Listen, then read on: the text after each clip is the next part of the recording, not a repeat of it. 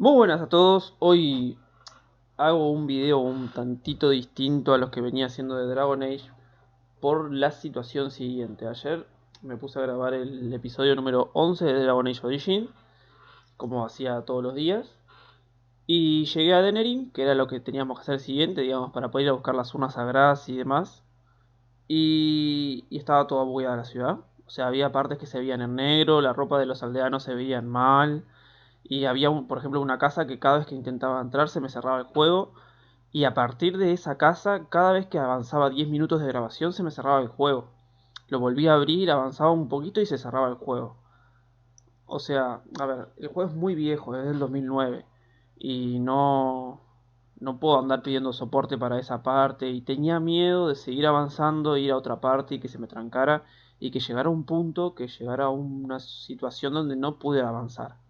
Entonces eso me puso tenso. No es que no quiera seguir grabando Dragon Age Origin, porque es un juego que me gusta, que no trae visitas, que no mira mucha gente, o casi nadie, por no decir nadie. Pero lo quería traer para poder traer el Inquisition, ¿no? Que capaz que es un poco más nuevo, más interesante, tiene una historia mucho más amplia. Es un juego, un mundo abierto mucho más grande. Entonces se me ocurrió, Dragon Age tiene esta como forma de mostrarte un resumen contada por Varric, que es un personaje que conoces en el Dragon Age 2, muy simpático, un pícaro, pero te hace un resumen de toda la historia, desde el 1 al 2, para que puedas jugar al 3. O sea, yo por ejemplo podría compartir este enlace a cualquier persona y lo podría mirar. Esta es mi historia del 1 y el 2. O sea, todas las decisiones que yo tomé, que en el 1 y el 2 están reflejadas acá. Entonces mi idea es mostrarles este resumen para que todos puedan ver el 1 y el 2. No sé cuánto dura esto, no sé cuántos minutos, es bastante largo. Y para así posteriormente jugar al Inquisition, que creo que es la mejor forma. Así que bueno, no voy a comentar nada acá en realidad porque van a ver simplemente la historia. Así que espero que les guste. Y enseguida que termine esto, empezamos con el Inquisition.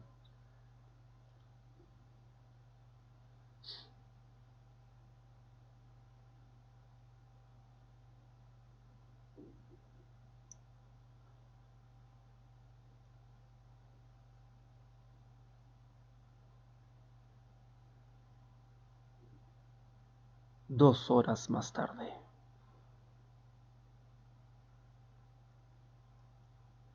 If you believe the stories, mankind's pride gave rise to the Darkspawn. Countless in number and toxic to all life, Darkspawns search endlessly for an archdemon. When they find one, Darkspawn armies surge up from their corrupt barrows beneath the ground, and a blight begins. Grey Wardens are the only warriors capable of destroying an archdemon, and history always honors the one who sacrifices all to kill the beast. In the fifth blight, the Warden was the hero of Ferelden, a mage living in the Circle Tower at Lake Calenhad. Drawn into an escape plot by another mage, the hero became snared in the Circle's dangerous politics. Duncan, a Grey Warden, helped the mage escape to a new life as a warden. The allied Ferelden and Grey Warden forces met in Ostagar, where King Kaelin's armies and a host of wardens gathered, ready to destroy the Darkspawn. But valor turned to despair as Loghain betrayed his king. Kaelin's forces were slaughtered, and the south was lost. The hero, now a full-fledged Grey Warden, survived with the aid of Flemeth, the mysterious witch of the wilds. Joined by Flemeth's daughter, Morrigan, and a Grey Warden named Alistair, the hero set out to build an army strong enough to abolish the Blight. With the traitorous Loghain now seated on Ferelden's throne, the Warden sought help from the influential Arl Eamon of Redcliffe. However, they arrived in Redcliffe to find the town under siege. As each night, undead rose in waves and assailed the battered village. With the hero's help, the people of Redcliffe stood fast against the undead horde. The Wardens reached Arl Eamon's castle only to find the Arl lying at the edge of death, and his court fallen into madness. To save his father's life, Eamon's young son, Connor, had made a deal with a demon, and quickly fallen victim to its possession. The hero intervened, freeing Connor from possession and breaking the demon's hold over Redcliffe. But deals with demons are never straightforward. The demon agreed only to save Eamon's life, not restore him to health. Arl Eamon needed a miracle to recover. The hero located an urn containing the sacred ashes of Andraste, which were said to cure any ailment. The urn was protected by ancient traps, tests of will, and a dragon-worshipping cult that wanted to twist the urn's power to its own ends. The urn remained pure, but mysteriously disappeared after the wardens departed. Only the temple dedicated to it still stands. With a pinch of the ashes, the hero restored the Arl to health. Informed of Logain's treachery, Eamon swore his political and military support. The circles of Magi are bound by oath to aid the Grey Wardens in times of blight. However, Lake Calenad's tower could offer little help. One of its mages, Uldred, had become possessed by a pride demon and was twisting other circle mages into abominations. The hero fought to the top of the tower and defeated Uldred, saving the remaining mages. Grateful for their lives, the mages joined the Warden's army. The allies gained at the Circle were not the only soldiers to join the Warden's forces, however. Dalish elves don't usually make alliances, but even deep hatred can be set aside in the face of oblivion. An ancient curse was destroying Ferelden's largest Dalish clans, turning the elves into werewolves. Zathrian, the clan's keeper, claimed that the cure required the heart of the great wolf, Witherfang. Years before, Zathrain himself had afflicted a group of humans with the curse that now ravaged his clan. As long as he lived, the curse endured. The hero freed the werewolves from the long-standing curse, and the Dalish joined the Warden's forces. Blights may happen hundreds of years apart, but the dwarves who live below the surface of Thedas fight Darkspawn every day. No one is better schooled in battling Darkspawn than the warriors of Orzammar, except perhaps their allies of old, the Grey Wardens. The hero arrived in Orzammar in the wake of King Endrin's death to find political factions fighting for control of the dwarven capital. Only the vote of a venerated paragon could break the deadlock to elect a ruler, and order the dwarves to honor their Grey Warden treaty and join the battle against the new blight. The hero set off to find a paragon named Branka, who had disappeared into the Deep Roads in search of a legendary artifact, the Anvil of the Void, created by the renowned smith Caridin to forge mighty war golems. The hero helped Caridin destroy the Anvil of the Void, along with the dark secrets that could trap a living soul inside a mechanical construct. The hero emerged from the Deep Roads with a master-forged crown to bestow the Paragon's favor upon whichever rival candidate would be crowned king. Balin, the youngest son of King Endrin who was suspected of foul play, or Haramont, the aging traditionalist backed by the Dwarven Assembly. Balin followed his father to the throne. He leads with a ruthless but progressive hand, seeking to re-establish ties to the Surface Kingdoms. With Dwarden's strength now bolstering the Warden's army, the hero had to deal with Logain, so Ferelden could stand unified against the Darkspawn, before the Blight swallowed the world. The kingdom of Ferelden stood divided. While some nobles supported Logain's regency, others condemned his inaction against the Darkspawn. Civil war brewed, and Arl Eamon called a landsmeet in hopes of curtailing the conflict and removing Logain from the throne. Alistair ended Logain's life in the name of justice for the Wardens who died at Ostagar. As the Warden's united army massed in Redcliffe, the Darkspawn overran Denerim, laying siege to Ferelden's capital city. The hero's army fought valiantly through Denerim and broke the Darkspawn siege. On Fort Dracon's highest tower, the hero's strongest allies fought alongside the Warden in a final heroic battle against the massive archdemon. The archdemon was killed without the sacrifice of a Grey Warden's life. With no archdemon to lead them, the darkspawn scattered. Most fled underground, still teeming in number and always seeking a new archdemon to awaken.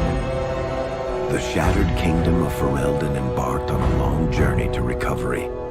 In the Blight's aftermath, strong leadership was crucial. Alistair, half-brother to King Cailan, became Ferelden's new king, and the line of rulers who descended from Calenhad the Great remained unbroken. Ferelden still stands, as obstinate and resolute as the Dog Lords ever are, but the events of the Fifth Blight loom over it as the nation rebuilds. For people across Thedas, legends of the hero of Ferelden remain the nation's brightest beacons of hope during its darkest times. It all began in Kirkwall, the fall of Knight Commander Meredith, the Qunari uprising, and of course, the Chantry's destruction and the onset of Mage Rebellion. One person always stood amidst the swirling chaos: Hawk, the champion of Kirkwall. The Hawk family fled Lothering, refugees from the Blight.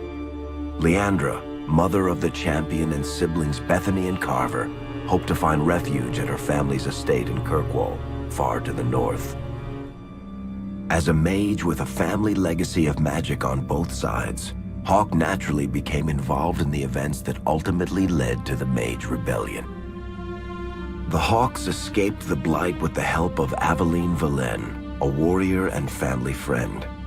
It's said that the family was also aided by Flemeth, the notorious Witch of the Wilds.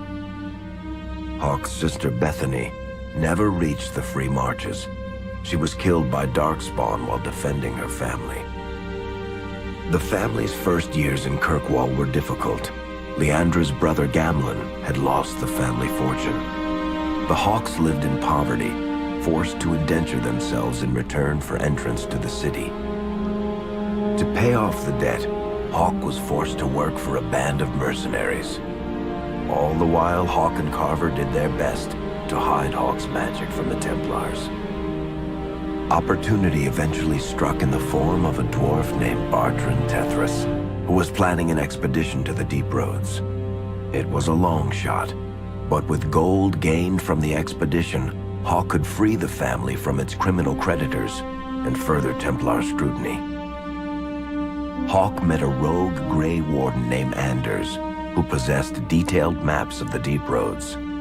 These maps were crucial to the expedition's success.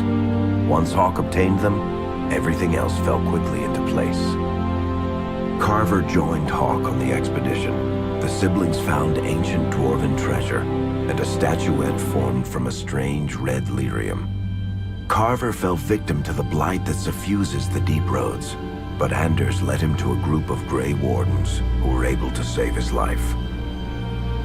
The gold Hawk recovered from the Deep Roads brought back Leandra's stately childhood home in Hightown. The Hawks had barely settled into their new home when Leandra was murdered, a deeply sinister and twisted killing. Hawk hunted down Quentin, the blood mage responsible, but could not prevent Leandra's death. Leandra's tragic death was part of a critical problem facing Kirkwall: rising tension between the city's mages, who felt increasingly oppressed, and Templars, who grew increasingly suspicious of their activities.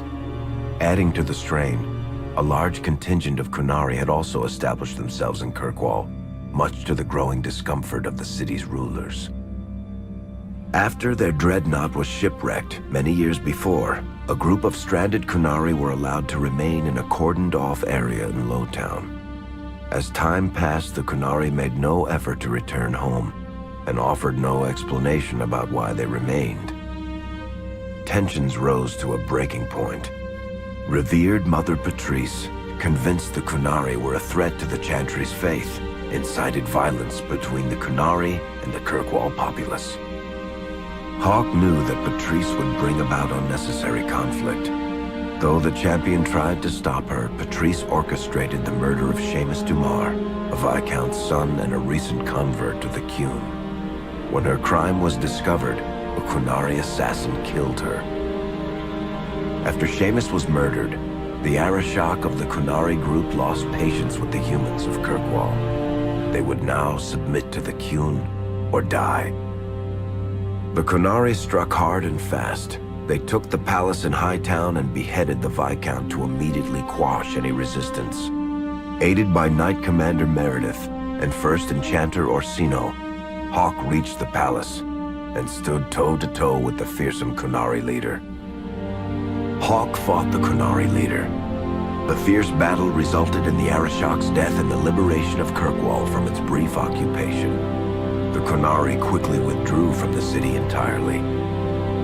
Hawk saved Kirkwall and earned the grudging respect of the city's Templars, mages, and nobility, along with the title that history remembers, the Champion of Kirkwall. Kirkwall's problems were still not over, however. After Viscount Dumar's death, Knight Commander Meredith took power and blocked all attempts to appoint a new Viscount. Under Meredith's command, the Templars tightened their grip on the mages, planning to suppress what Meredith saw as a growing rebellion. Anders, who spent years fighting for justice and freedom for his fellow mages, saw that the time for negotiation was past. He destroyed Kirkwall's chantry, killing hundreds, including Grand Cleric Elthina. This single act began a rebellion that spread from circle to circle, until all circles of Magi had risen up in defiance against chantry rule. There was no forgiveness for what Anders had done, and he asked for death at Hawk's hands. Hawk fulfilled the troubled mage's final request, and many others died along with Anders that day. Fighting spread swiftly through the city. Some mages rebelled openly, many of them succumbing to possession. Templars turned their swords on mages who rebelled and on those who did not. As First Enchanter Orsino refused to bend to the Templars, Knight Commander Meredith demanded that every mage in Kirkwall be put to the sword. Hawk saved many mages from Templar blades, keeping them from succumbing to possession or the temptations of blood magic. In the end, however, Hawk was forced to strike down Orsino, who had betrayed his own values by resorting to blood magic himself. The battle proved one thing. Knight Commander Meredith had gone mad. Hawk saw the truth of it when Meredith unsheathed her sword, and the red lyrium idol from the deep roads was embedded within it. The blade fueled her hatred and paranoia, as it had for months. After a horrific battle, the red lyrium of the Knight Commander's sword consumed her as she died. Meredith became a statue, her face a frozen mask of horror. Little is known of the champion since that final battle. However, Hawk's story lives on in legend and song. Memories of the indelible changes the champion of Kirkwall brought to the face of Thedas. The Mage Rebellion in Kirkwall was felt throughout Thedas, the news spreading like wildfire. The Templars clamped down in response, but each new restriction only made things worse. Led by Grand Enchanter Fiona, the mages voted for independence. The Circle of Magi would govern itself, without the Chantry and especially without the Templars. The result was cataclysmic. 2 circles were destroyed. Those within killed to the last mage, before the rest fled into the wilderness. Perhaps the mighty Empire of Orlais could have intervened in the war before it began, but that was not to be. Grand Duke Espard began a deadly civil war against Empress Celine, vying for the Orlesian throne. The mages were offered safe haven in neighboring Ferelden, but the Templars followed, and so their battle spread across all of Thedas. As head of the Chantry, Divine Justinia ordered the Templars to stand down. They refused, declaring their own independence. Thus, the war began in earnest. Templars hunting mages, mages fighting Templars. Their clashes wreaked untold destruction, and all sense of order was falling to pieces. Divine Justinia made one final desperate bid to end the war. She approached the leaders of both sides and convinced them to come to a conclave held on neutral ground. With the Chantry to mediate, mages and Templars will talk for the first time since this all began. It is our last, and perhaps our only, chance for peace. Qué lindo que habla Varric, por favor. Bueno, acá les voy a contar un montón de cosas que claramente este resumen omitió, a pesar de que es súper largo. Por ejemplo, que tanto en el 1 como en el 2 yo logré salvar a todos los compañeros, tanto del héroe de Ferelden como de la campeona de Kirkall. O sea, logré reclutar a todos los aliados y salvarlos. Bueno, después en las partes de los DLC, por ejemplo, que en el 2 hay un DLC muy importante, que es cuando Hawk va a recuperar una historia familiar y se encuentra con un engendro tenebroso, un maestro tevintriano, que era uno de los primeros engendros tenebrosos, porque no sé si recuerdan que los engendros tenebrosos aparecieron cuando unos magos intentaron invadir la ciudad dorada del Hacedor, que es como el dios de Dragon Age, y se convirtió en algo negro y ahí aparecieron los primeros engendros tenebrosos. Bueno, en ese DLC Hawk se encuentra con uno de los primeros engendros tenebrosos y logra vencerlo, supuestamente, y digo supuestamente pues ya se van a enterar. Y bueno, cosas así, pero básicamente esto es el camino que hay entre el 1 y el 2. Luego de esto lo que voy a hacer va a ser comenzar el Inquisition, que creo que va a ser bastante lindo. No hay bugs, es un juego que tiene muchos mejores gráficos obviamente que el 1. Y la verdad que la trama es muy linda. Quizás algunos se pierdan por el tema de la historia de los personajes o demás, o algunas referencias que hagan a los anteriores. Pero creo que con este resumen queda bastante claro en qué camino va todo. Así que si alguien quiere ver el resumen más detalladamente, ya puede tenerlo el video y parando. Y si alguno quiere saber alguna parte más de qué sucedió en qué parte, pueden preguntarme tranquilamente. Como por ejemplo en el 1, Morrigan hizo un hechizo antiguo, el cual tenías que tener relaciones sexuales con ella. Si yo, por ejemplo, fue el personaje principal el que tuvo. Ella tenía un hijo súper rápido con ese hechizo. Y los guardas grises tienen que, para matar al archidemonio, tienen que morir. Bueno, ese hechizo que hizo Morrigan impidió que muriera. Por eso el guarda gris sigue vivo en realidad, pues si no tendría que haber muerto. Y Morrigan obviamente se quedó con un bebé. Que ese bebé va a aparecer seguramente, quizás, no sé, en el Inquisition. Y nada más, no creo que nada más para comentar importante que haya omitido el resumen de Varric. Así que está, espero que les haya gustado, que les haya interesado y nos vemos ahora en unos segundos o en unos instantes en el Inquisition. Chau chau.